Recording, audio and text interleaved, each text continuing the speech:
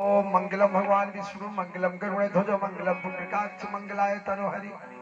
ओम ओम देव शांति अंतर्गम शांति पृथ्वी शांति आप शांति औषध शांति वनस्पति शांति विश्व देव शांति ब्रह्मा शांति सर्वदेव शांति रेधि।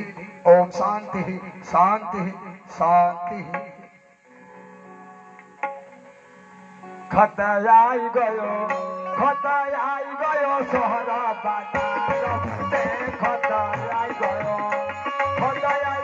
सोहरा बनारस से खतया।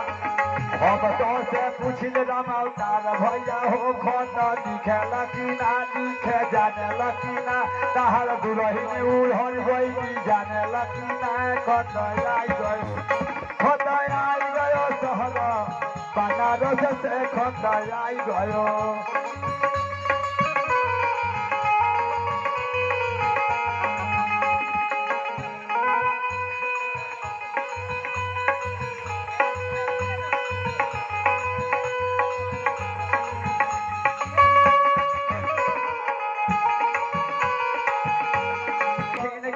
लड्डू नमकीन घूमे शाहजहानवा बाजार संगे से पिछला सामान खतयाई गयो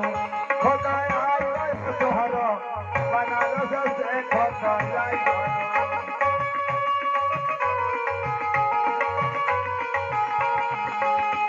अरे हम तो से पूछिले मनीष बाबू हो खत लिखेल कि ना लिखे जाने कि ना तहर दुलही उड़न गई जाने कि ना खतयाई गयो सोहर बनारस से खतयाई गयो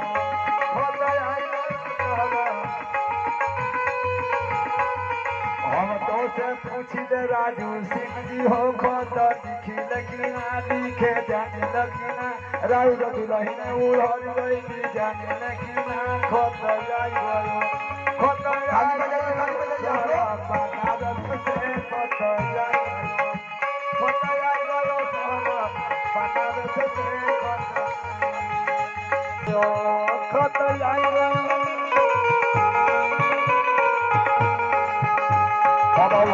कोठरिया के नीची दुआर बनला मन भावे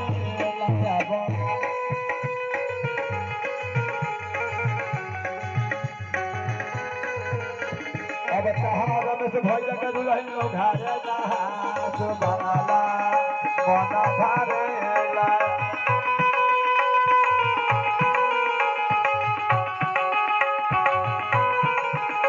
अब तहार ऐसे नाच जाइए भाई सब जाइए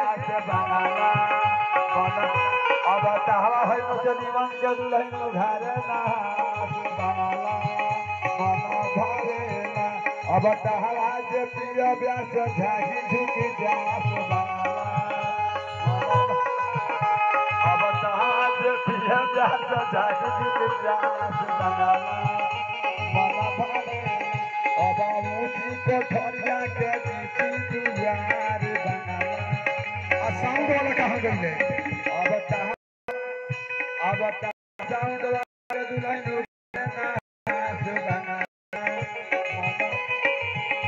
अब तहा जगदम्बा साली के दुल्हन उघारे अब तहा है बुढ़वा लोग के बुढ़िया उघारे